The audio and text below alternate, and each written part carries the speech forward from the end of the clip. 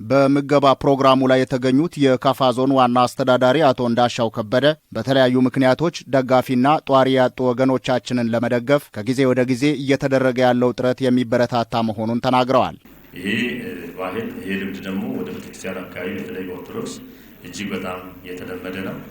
እዚህ ሚካኤል ቤተክርስቲያን ላይ እንግዲህ ትልቅ ደብር ነው። በየዓመቱ በደመቀ ሁኔታ እያከበርን ያለንበት ሁኔታ ነው ያለው። በቦንጋ ሚካኤል ቤተ ክርስቲያን የተለያዩ አካላትን በማስተባበር አጋዥ ያጡትን የመደገፍ ስራ እየተከናወነ መሆኑን ገልጸዋል። በተለይ እዚህ ቤተ ክርስቲያን ውስጥ ደግሞ አንድ የተደራጀ ማህበር አለ። ይህ ኮሚቴ ቀደም ሲል እዚህ አገልግሎት ሲያደርጉ የነበሩትን አባት በማሰብ የተቋቋመ ነው። ተቋቁሞ በየዓመቱ በየጊዜው ደግሞ ድሃዎችን የተለያዩ አካላትን በማስተባበር አልባሳትን በማምጣት ምግብ በማዘጋጀት የተለያዩ ድጋፎችን እያደረገ እየተጠናከረ የመጣበት ሁኔታ ነው ያለውና አሁን ያለው ትውልድ የመረዳዳትና የበጎ አድራጎት ኃላፊነቱን ለመወጣት ጥረት እያደረገ መሆኑን አስገንዝበዋል።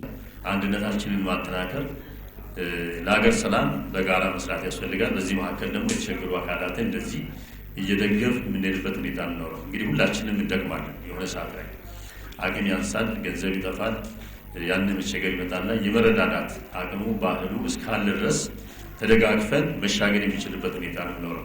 ያለው ለሌለው እየሰጠን እያካፈለን በጋራ መብላት የሚችልበት በጋራ መኖር የሚችልበት ሁኔታ ካለ ሁሉም ነገር ቀለል ባለ መልኩ ማለፍ የሚችልበት ሁኔታ ነው የሚኖረውና በድጋሚ ይሄን ላደረጉ አካላት እጅግ በጣም ላቅ ያለ ምስጋና አለኝ።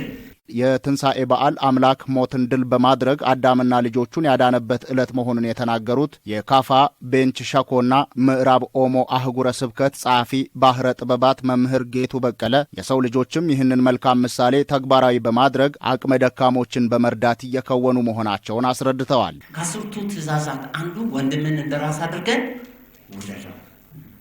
የመጀመሪያው ከእግዚአብሔር በቀር አምላክ የለምና አምላክን እግዚአብሔርን በፍጹም ልብ በፍጹም ነፍስ አምልከው ሲል የመጨረሻይቱ ትእዛዝ ሕግ ሁሉ በሷ ይፈጸማል የተባለው ወንድምህን እህትህን እንደ ራስህ አድርገህ ውደድ።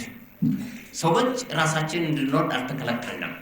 ወንድማችንን እህታችንን አብረን ከምንበላው እያካፈለን ከምንለብሰው አካፍለን እያለበስን እንድንኖር በቦንጋ ደብረ ሰላም ቅዱስ ሚካኤል ቤተ ክርስቲያን የቀድሞ አገልጋይ መላከ ብርሃን አባ ሀብተ ማርያም መታሰቢያ ማህበር ሰብሳቢ ሀብቴ ገብሩ ተግባሩ በዋናነት አቅመ ደካሞችን ለመርዳት የተቋቋመ መሆኑን ተናግረዋል። በዚህም የዘንድሮውን የፋሲካ በዓል ከአቅመ ደካሞች ጋር ለማክበር የተለያዩ የመንግስት ተቋማትንና በጎ ፈቃደኞችን በማስተባበር ከ250 ሺህ ብር በላይ በማሰባሰብ መርሃ ግብሩን ማከናወን ተችሏል ብለዋል። መርሃ ግብሩ ከ500 በላይ አቅመ ደካሞችን ማዕድ ለማጋራት ታቅዶ የተዘጋጀ መሆኑንም ገልጸዋል። ለዚህ በጎ ዓላማ ድጋፋቸውን ያበረከቱ በጎ ፈቃደኞችንም አመስግነዋል።